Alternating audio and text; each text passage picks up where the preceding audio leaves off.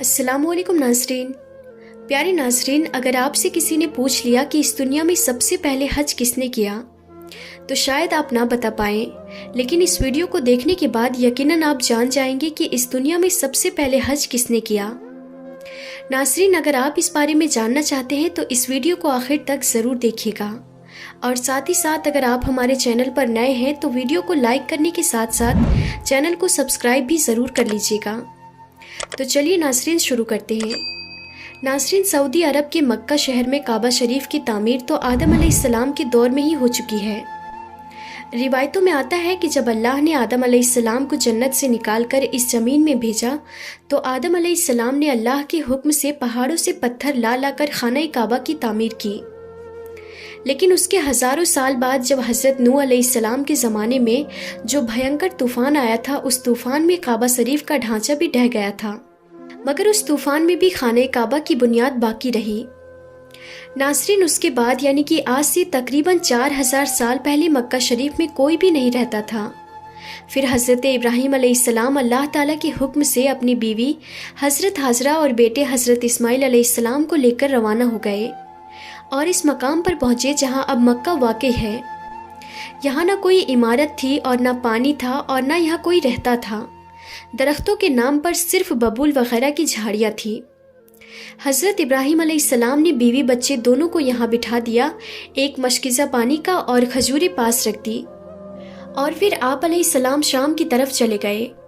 हज़रत इब्राहीम अलैहिस्सलाम दूसरी बार मक्का आए तो क़याम ना किया, लेकिन जब तीसरी बार तशरीफ़ लाए तो हज़रत इस्माइल अलैहिस्सलाम से फरमाया कि बेटा, अल्लाह ताला ने मुझे एक हुक्म दिया है। तो हज़रत इस्माइल अलैहिस्सलाम ने कहा तो इताअत कीजिए।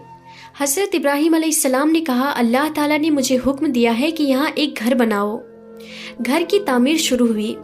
हज़रत इस्माइल अलैहिस्सलाम पत्थर लाते जाते और हज़रत इब्राहीम अलैहिस्सलाम बनाते जाते थे। जब तामीर ज़रा बुलंद हो गई तो हज़रत इस्माइल अलैहिस्सलाम एक पत्थर उठाकर लाए ताकि हज़रत इब्राहीम अलैहिस्सलाम इस पर खड़े होकर तामीर करें। यही मकाम इब्राहीमी है। दोनों बाप बेटे दीवार उठाते जाते थे और दुआ करते जाते थे कि ऐ मेरे परवरदिगार, हमसे कबूल फरमा, तू सुनने और जानने वाला है। उन्होंने उस घर की तामीर न मिट्टी से की और न चूने से, बस पत्थर पर पत्थर रखते चले गए। ना उसकी छत बनाई न दरवाज़ा। बाद में अलग अलग ज़माने में फिर बैतुल्लाह की तामीर हुई। कुरैश ने भी तामीर की और उनके बाद भी हुई। कहते हैं उस वक्त हज़रत इस्माइल अलैहिस्सलाम की उम्र 20 साल की थी। हज़रत इब्राहीम अलैहिस्सलाम ने बैतुल्लाह के पहलों में हजर को हज़रत इस्माइल अलैहिस्सलाम की बकरियों का बाड़ा बना दिया था और इस पर पहलों की छत डाल दी थी। पहले बैतुल्लाह की जगह एक सुर्ख टीला था। अक्सर सैलाब इधर उधर से इसे काटता रहता था। जब हज़रत इब्राहीम अलैहिस्सलाम तामीर काबा से फारिग हो गए तो हज़रत इस्माइल अलैहिस्सलाम से एक ऐसा पत्थर लाने को कहा जो तवाफ़ की शुरुआत के लिए निशानी के तौर पर इस्तेमाल हो सके। ये पत्थर हज़रत जिब्राइल अलैहिस्सलाम अबू कुबैस की पहाड़ी से लाए। हज़रत इब्राहीम अलैहिस्सलाम ने इसे इस काम पर रख दिया जहाँ वो अब कायम है। रिवायत है कि ये बहुत रोशन था। हज़रत जिब्राइल अलैहिस्सलाम ने उन्हें तमाम मकामात दिखाए। और नाज़रीन, हज़रत इब्राहीम अलैहिस्सलाम को जब अल्लाह की तरफ से लोगों को हज करने की दावत देने का हुक्म मिला तो हज़रत इब्राहीम अलैहिस्सलाम ने अल्लाह से ये सवाल किया कि ऐ मेरे खुदा, यहाँ पर कौन लोग हैं जो मेरी आवाज़ को सुनेंगे।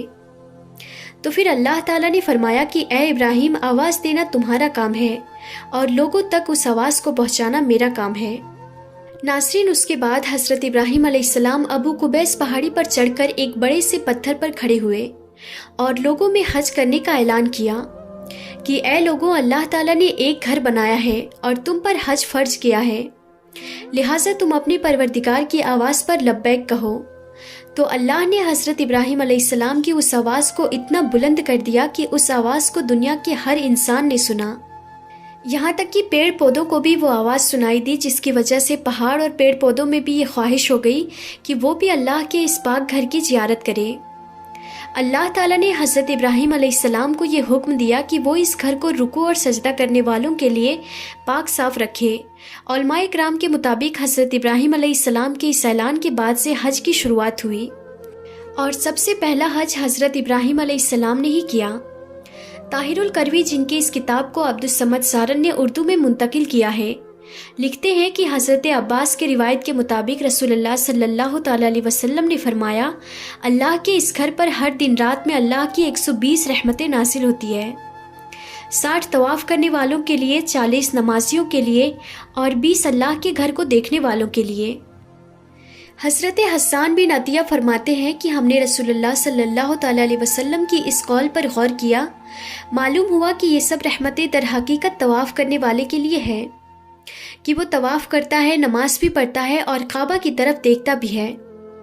کسی نے کیا ہی اچھا کہا ہے، خانہ کعبہ میں طرح طرح کی فضیلتیں ہیں، گھر والا ہی انہیں جانتا ہے، جو کوئی یہاں اپنی خطاؤں سے ڈر کر آیا اللہ اس کی حفاظت کرتا ہے۔ طاہر الکروی لکھتے ہیں، خانہ کعبہ 11 بار تعمیر ہوا ہے، حضرت آدم علیہ السلام نے بنایا، حضرت شیس علیہ السلام نے تعمیر کیا، حضرت ابراہیم علیہ السلام نے تعمیر کیا، عمالقہ نے بنایا، جرہم نے تعمیر کیا، کسی نے تعمیر کیا، قریش نے بنایا، عبداللہ بن زبیر رضی اللہ تعالیٰ عنہ نے تعمیر کیا، حجاج بن یوسف نے بنایا، پھر سلطان مراد نے بنایا جو آل عثمان میں سے تھا۔ قریش کی جانب سے تعمیر نو رسول اللہ صلی اللہ تعالیٰ علیہ وسلم کے زمانے میں ہوئی تھی۔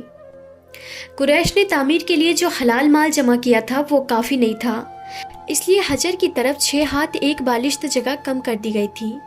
حجر کے پیچھے ایک چھوٹی سی گول دیوار بنا دی تھی تاکہ لوگ اس کے باہر طواف کریں۔ کعبہ کے اندر انہوں نے 2 صفوں میں 6 ستون رکھے تھے جس پر چھت تھی۔ اس سے پہلے کعبہ پر چھت نہیں تھی، دروازہ ایک رکھا تھا۔ چھت کی بلندی 18 ہاتھ تھی۔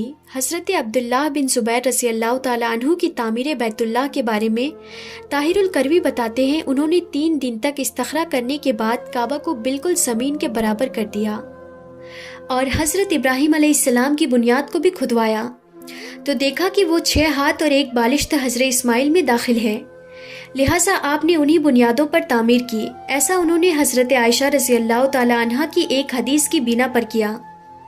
حضرت زبیر رضی اللہ تعالیٰ عنہ نے کعبہ کی بلندی 27 ہاتھ رکھی تاکہ عرش کے مناسب ہو جائے، ایک دروازہ داخلے کے لیے اور ایک باہر جانے کے لیے بنایا۔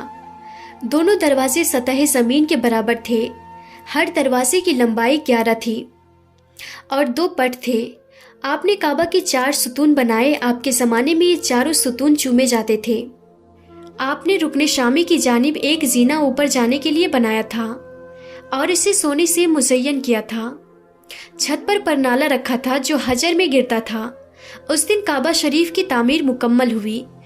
وہ دن عجیب تھا، اس دن بہت سے غلام آزاد کیے گئے اور بہت سی بکریاں ذبح کی گئی۔ حضرت زبیر ننگے پاؤں نکلے، آپ کے ساتھ بہت سے قریش بھی برہنہ پاؤں تھے، حتیٰ کہ کنم کے مکان پر مسجد عائشہ پہنچے اور عمرہ کا احرام باندھا کہ اللہ نے انہیں ابراہیمی تعمیر پر تعمیر کعبہ کی توفیق عطا کی۔ ابن زبیر کی تعمیر کی وجہ یہ تھی کہ ایک شخص نے محاصرے کے زمانے میں مسجد حرام کے کسی خیمے میں آگ جلائی۔ خیمے میں آگ لگ گئی جو بڑھتے بڑھتے کعبہ تک پہنچ گئی اور اس نے غلاف کعبہ رکن یمانی جلا ڈالا۔ یہ واقعہ 64 ہجری کا ہے۔ 10 سال بعد 74 ہجری میں حجاج بن یوسف نے اس بنا پر کہ ابن زبیر نے کعبہ میں اضافہ کیا تھا اور ایک دروازہ مزید بنا دیا تھا، اسے گرا کر قریش کی تعمیر کے مطابق کر دیا۔ طاہر الکروی لکھتے ہیں کہ خانہ کعبہ کی ہر ایک چیز عبداللہ بن زبیر کی بنائی ہوئی ہے، سوائے اس دیوار کے جو حجر میں ہے، وہ حجاج بن یوسف کی بنائی ہوئی ہے۔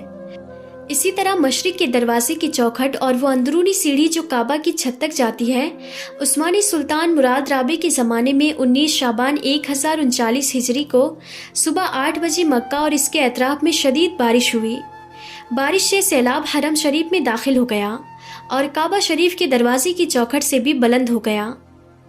دوسرے دن جمعرات کو عصر کے وقت کعبہ کی شامی دیوار دونوں طرف سے گر گئی اور اس کے ساتھ مشرق کی دیوار کا کچھ حصہ بھی۔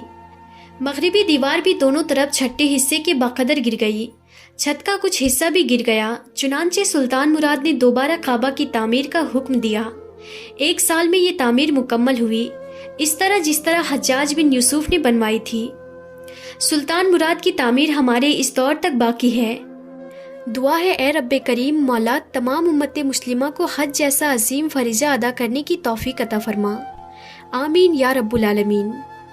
تو ناظرین، ہم امید کرتے ہیں کہ ہماری آج کی اس ویڈیو نے آپ کے ایمان کو تازہ کر دیا ہوگا اور آپ نے یہ جان لیا ہوگا کہ سب سے پہلا حج حضرت ابراہیم علیہ السلام نے کیا۔ تو ہم پھر ملتے ہیں اگلی نئی ویڈیو میں، تب تک کے لیے خدا حافظ۔